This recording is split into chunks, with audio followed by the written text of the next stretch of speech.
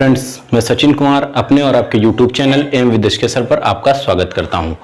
दोस्तों, पिछले वीडियो में हम लोग फर्स्ट ईयर फिजिक्स का 4th चैप्टर जो पढ़ रहे थे द्विरेखीय पथ पर गति, उसके कुछ महत्वपूर्ण टॉपिकों के बारे में हमने पढ़ा था, जैसे चाल और वेग, दूरी और विस्थापन तथा इनसे संबंधित हमने प्रश्नों को भी सॉल्व किया था।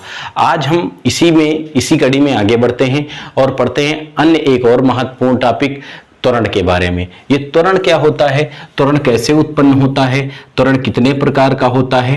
ठीक, आज हम इस सब के बारे में जानेंगे कि ये होता क्या है, कैसे उत्पन्न होता है। ठीक है, तो जैसा कि हम जानते हैं, जैसे हम किसी वस्तु को ड्राइव करते हैं, अर्थात कोई वस्तु जब गति करती है तो गति के दौरान वस्तु के वेग में वृद्धि और कमी होती रहती है, अर्थात वस्तु के वेग में परिवर्तन होता रहता है। अगर इस परिवर्तन को हम समय के साथ नापें, जो वेग में परिवर्तन होता है, इस परिवर्तन को अगर हम समय के साथ नाप दें तो जो बनेगा उसे हम क्या कहेंगे, त्वरण कहेंगे। क्या कहेंगे, त्वरण कहेंगे। ठीक, तो त्वरण क्या होता है, समय के साथ वस्तु के वेग में होने वाला परिवर्तन, ये क्या कहलाता है, त्वरण कहलाता है। त्वरण बराबर हम लोग पिछली कक्षाओं में 6, 7, 8 से पढ़ते चले आ रहे हैं कि जो हमारा त्वरण होता है, त्वरण बराबर होता है वेग परिवर्तन बटे समय अंतराल, अर्थात समय में होने वाला परिवर्तन। वेग परिवर्तन बटे समय अंतराल, ये पिछली कक्षाओं में हमने पढ़ा है और यही यहां भी पढ़ रहे हैं कि जो त्वरण होता है, त्वरण बराबर होता है वेग परिवर्तन बटे समय अंतराल। तो हम यहां से त्वरण की परिभाषा क्या कह सकते हैं कि किसी वस्तु के वेग में होने वाला परिवर्तन, ठीक है, तथा समय अंतराल का जो अनुपात होता है वही अनुपात हमारा क्या कहलाता है, त्वरण कहलाता है। ठीक, त्वरण क्या होगा, किसी वस्तु के वेग में होने वाला परिवर्तन तथा जो समय अंतराल होता है, इस समय अंतराल का जो अनुपात होता है वही अनुपात हमारा क्या कहलाता है, त्वरण कहलाता है। ठीक है, अगर हम इसकी दूसरी परिभाषा भी कह सकते हैं कि जब वेग परिवर्तन को हम समय के साथ मापते हैं परिवर्तन को, तो उसे दर बोलते हैं। क्या बोलते हैं, दर। तो यहां से हम दूसरी परिभाषा एक छोटी सी ये भी दे सकते हैं कि वेग परिवर्तन की दर, वेग परिवर्तन की दर, जो वेग परिवर्तन की दर होती है, वेग परिवर्तन की दर क्या कहलाती, त्वरण कहलाती है। ठीक है, वेग परिवर्तन की दर क्या कहलाती, त्वरण कहलाती है। ये भी हम लिख सकते हैं। ठीक, और एक परिभाषा हम देना चाहें तो जैसे हम मान लें एक वस्तु है, उस वस्तु के वेग में डेल्टा टी समय अंतराल पश्चात, कितने, डेल्टा टी समय अंतराल पश्चात वस्तु के वेग में होने वाला परिवर्तन डेल्टा वी हो। डेल्टा टी समय पश्चात वस्तु के वेग में अगर परिवर्तन कितना हो जाए, डेल्टा वी हो जाए, तो यहां से त्वरण को हम स्मॉल ए से दर्शाते हैं। तो त्वरण जो हो जाएगा, त्वरण ए बराबर हो जाएगा delta v upon delta T. त्वरण ए बराबर कितना होगा, delta v upon delta T, जहां डेल्टा वी क्या होगा, वेग में होने वाला परिवर्तन, और डेल्टा टी क्या होगा, समय में होने वाला परिवर्तन। यदि हम यहां से मान लें, क्या मान लें, यदि डेल्टा टी बराबर हो जाए 1 सेकेंड, डेल्टा टी बराबर कितना हो जाए, 1 सेकेंड, या डेल्टा टी बराबर 1 सेकेंड हो जाए तो उसे हम क्या कहेंगे, ए बराबर हो जाएगा डेल्टा वी के, जहां ए होगा त्वरण और डेल्टा वी हो जाएगा वेग में होने वाला परिवर्तन।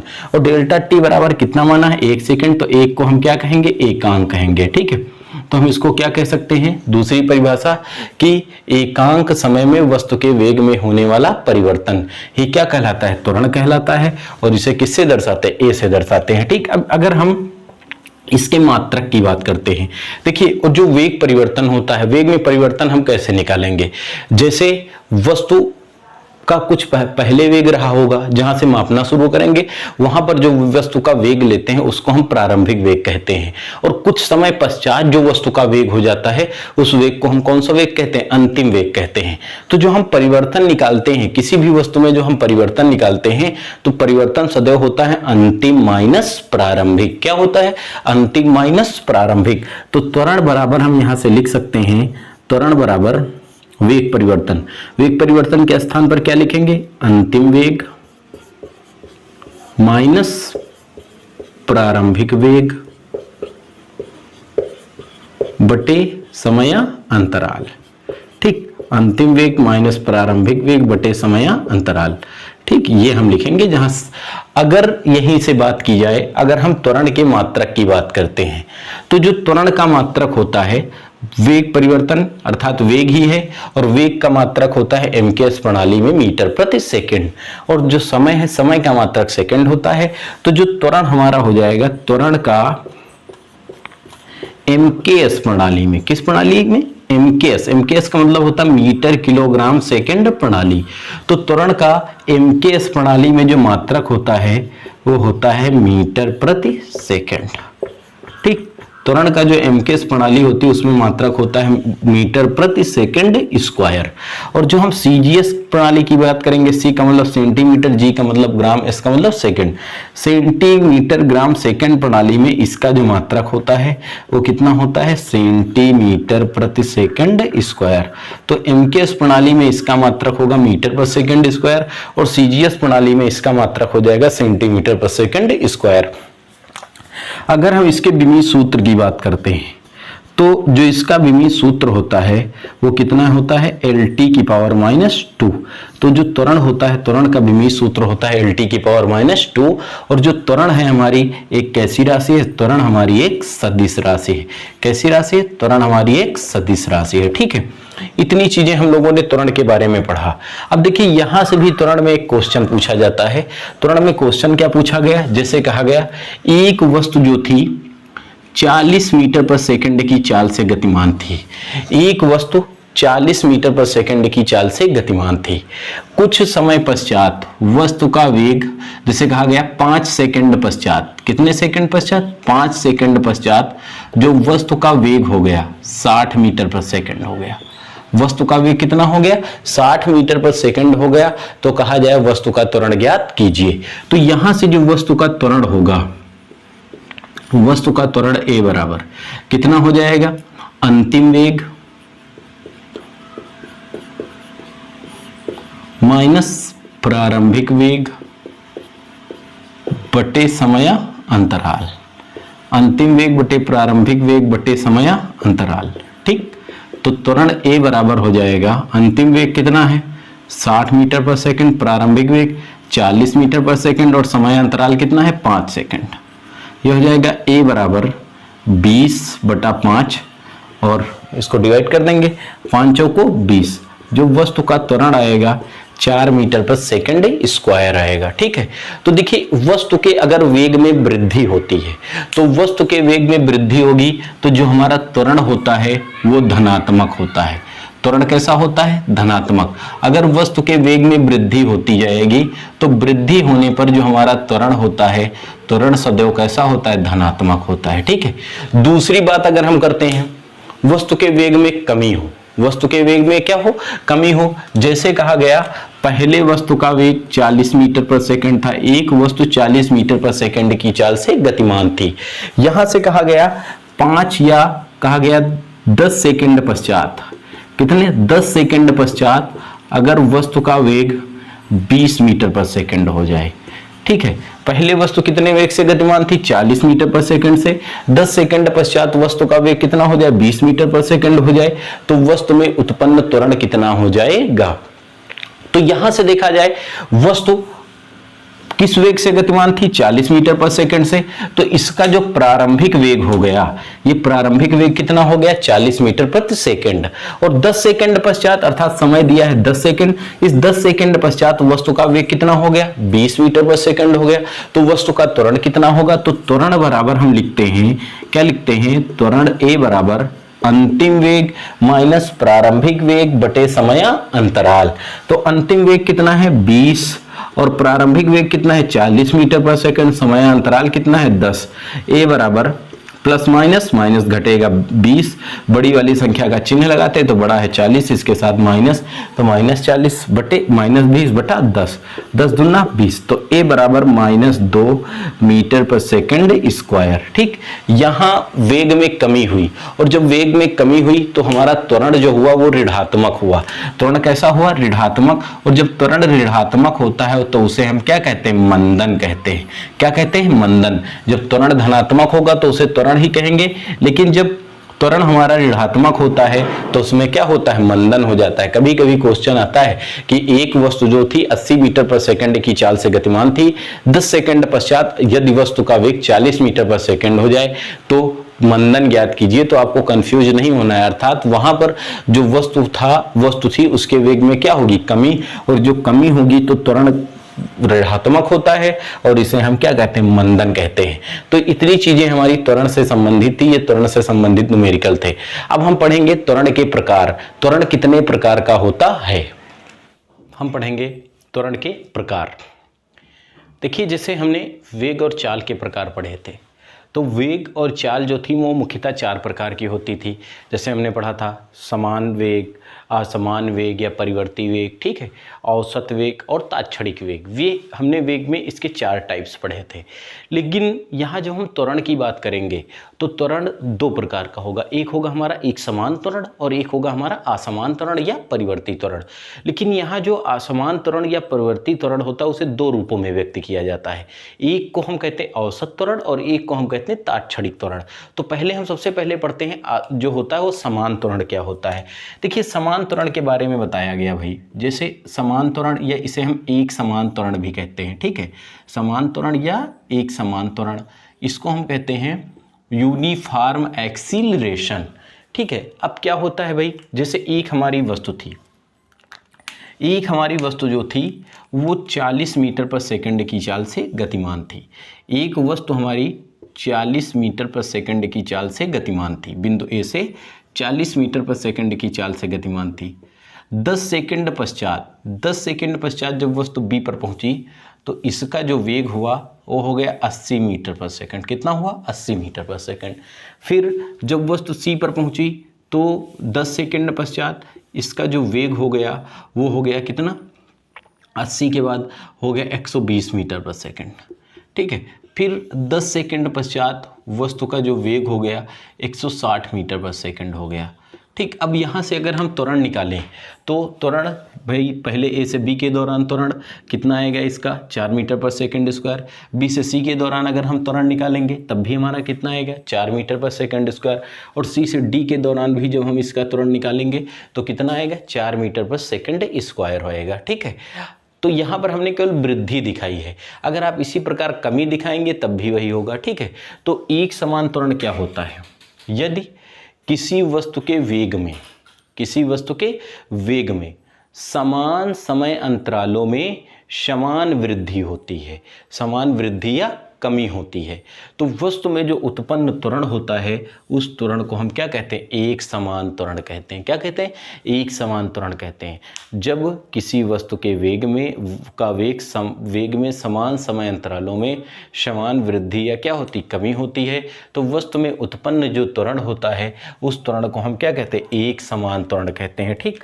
दूसरी अगर हम बात करते हैं, दूसरा जो त्वरण होता है हमारा असमान त्वरण या परिवर्ती त्वरण बोलते हैं, इसे क्या बोलते हैं, असमान त्वरण या परिवर्ती त्वरण।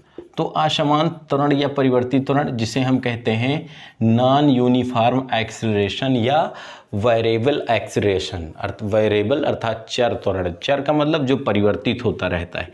परिवर्तित त्वरण क्या होता है, अब इसी में जैसे ऊपर वाले एग्जाम्पल में हम देखते हैं, वस्तु हमारी 40 मीटर पर सेकंड से चाल से गतिमान थी। बिंदु ए पर वस्तु का वेग 40 मीटर पर सेकंड था। बिंदु बी पर पहुंचे, वस्तु का वेग 60 मीटर पर सेकंड हो गया 10 सेकंड पश्चात, ठीक है। फिर 10 सेकंड पश्चात जब बिंदु सी पर पहुंचे तो वस्तु का वेग 70 मीटर पर सेकंड हो गया। फिर जब डी पर पहुंचे तो 10 सेकंड पश्चात तो वस्तु का वेग बढ़कर हो गया 90 मीटर पर सेकंड। तो देखिए यहाँ पर जो समय है वो क्या है, समान है, 10 सेकंड 10 सेकंड 10 सेकंड। परंतु पहले वस्तु के वेग में 20 मीटर पर सेकंड की वृद्धि हुई, फिर वस्तु के वेग में 10 मीटर पर सेकंड की वृद्धि हुई, फिर वस्तु के वेग में, चलो इसको 15 हम कर देते हैं 85, 15 मीटर पर सेकंड की वृद्धि हुई। तो यहाँ पर जो होने वाली वृद्धि है वो लगातार परिवर्तित हो रही, वो लगातार क्या हो रही, परिवर्तित हो रही है, ठीक है। तो ये हमने वृद्धि को दिखाया है, इसी प्रकार आप कमी को दिखा सकते हैं। तो समय समान है लेकिन वस्तु के वेग में होने वाला जो परिवर्तन है वो कैसा है, असमान है। तो इस कंडीशन में जो वस्तु में उत्पन्न त्वरण होता है उस त्वरण को हम कौन सा त्वरण बोलते हैं, असमान त्वरण या परिवर्ती त्वरण। तो असमान त्वरण या परिवर्ती त्वरण क्या होगा, वस्तु के वेग में समान समय अंतरालों में असमान वृद्धि या कमी होती है। तो इस परिस्थिति में वस्तु में उत्पन्न त्वरण कौन सा त्वरण कहलाता है, असमान त्वरण या परिवर्ती त्वरण कहलाता है। देखिए असमान त्वरण या परिवर्ती त्वरण को दो रूपों में प्रदर्शित करते हैं। इसको कितने रूपों से, दो रूपों में प्रदर्शित किया जाता है। ठीक है, दो रूप इसके कौन कौन से हैं, पहला है औसत त्वरण और दूसरा है तात्क्षणिक त्वरण। दूसरा कौन सा है, तात्क्षणिक त्वरण। ठीक, तो ये दो रूप हो गए। औसत त्वरण देखिए, औसत त्वरण की बात करते हैं, औसत त्वरण क्या होता है, फिर बात करेंगे तात्क्षणिक त्वरण की क्या होता है।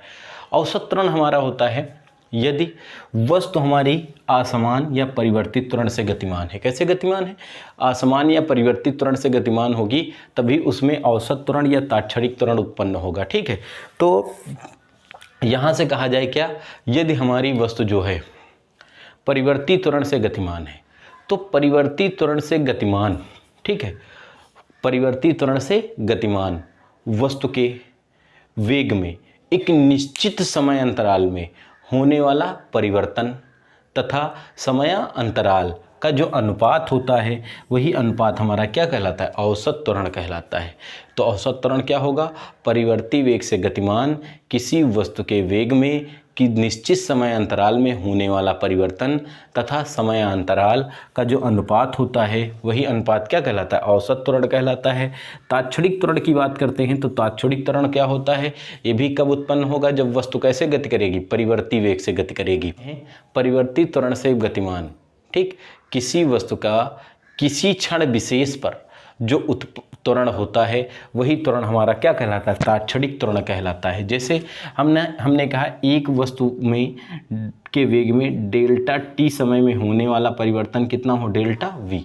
किसी वस्तु के वेग में डेल्टा टी समय में होने वाला परिवर्तन डेल्टा वी हो तो वस्तु का त्वरण ए बराबर होता है delta v upon delta T, जहाँ डेल्टा वी है वेग में होने वाला परिवर्तन और डेल्टा टी क्या है, समय में होने वाला परिवर्तन।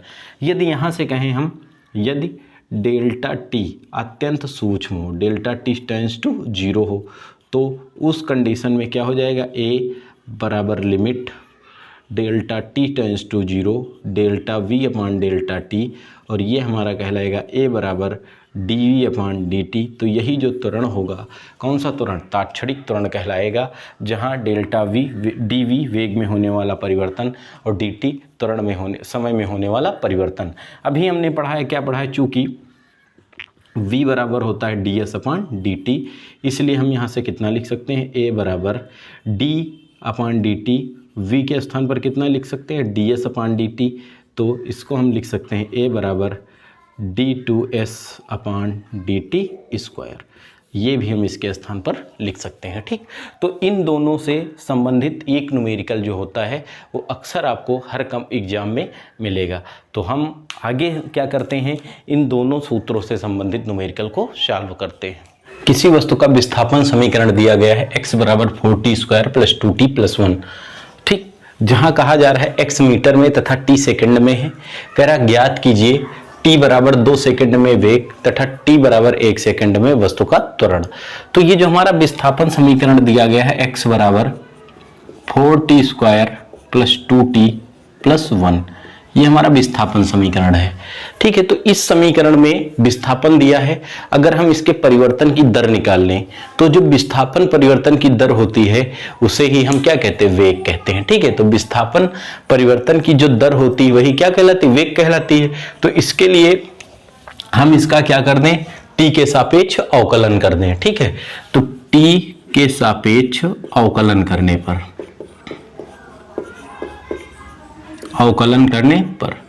अब हम जब t के सापेक्ष अवकलन करेंगे तो अवकलन करने पर ध्यान देना भाई, कितना हो जाएगा, D D T of x बराबर D D T of 4t square plus 2t plus 1, इस ब्रैकेट में कितने पद हैं? 3।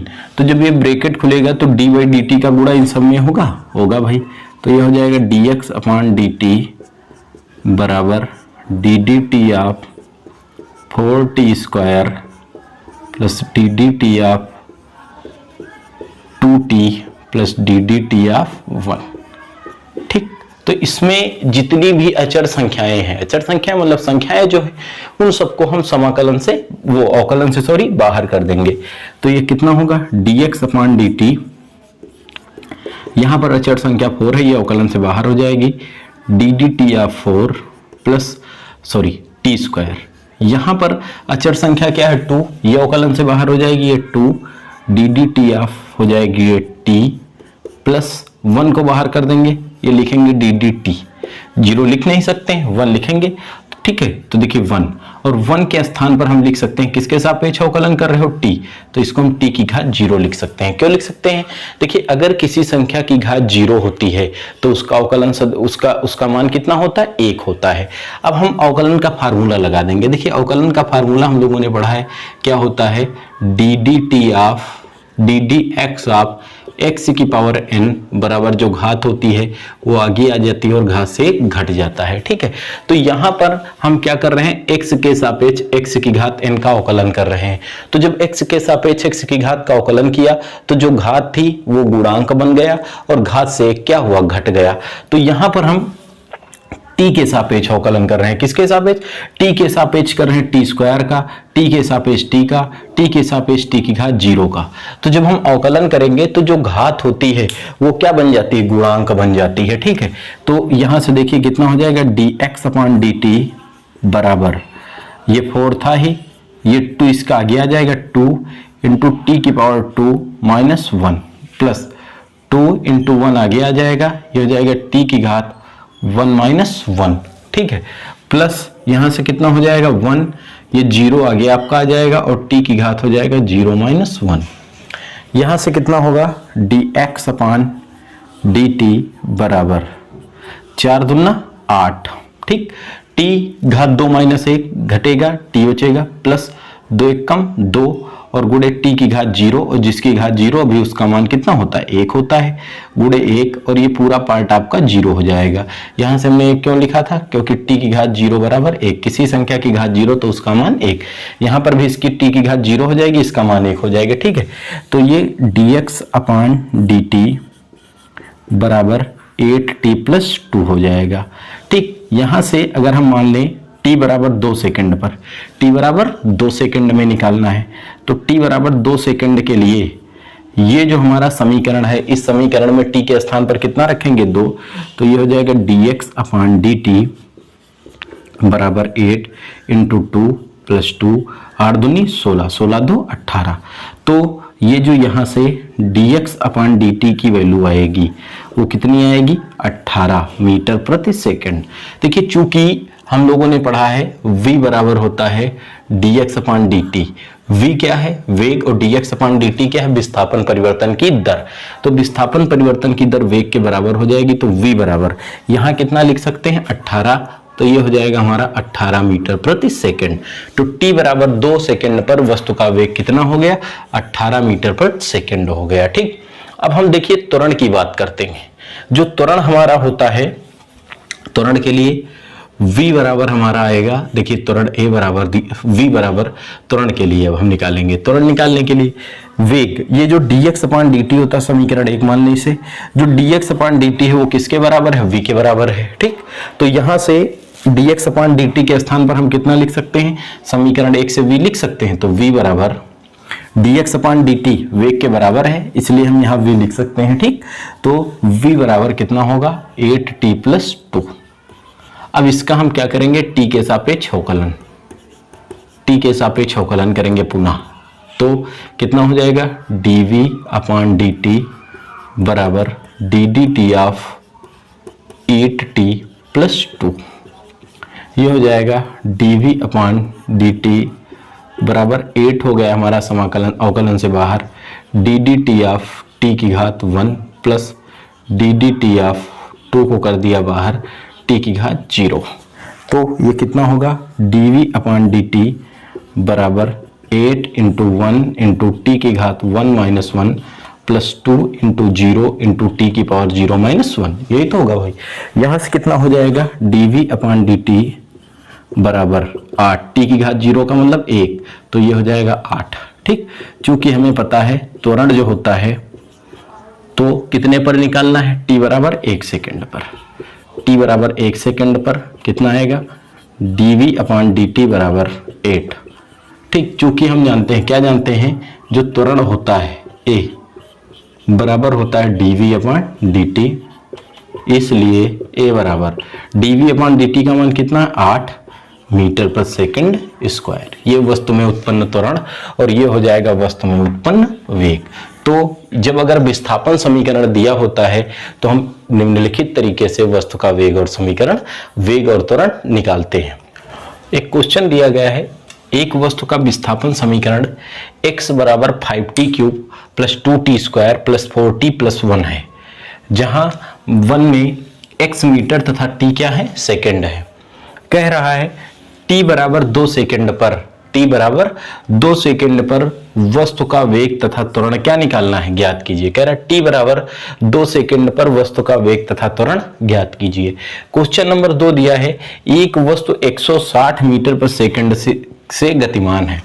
एक वस्तु 160 मीटर पर सेकंड से गतिमान है।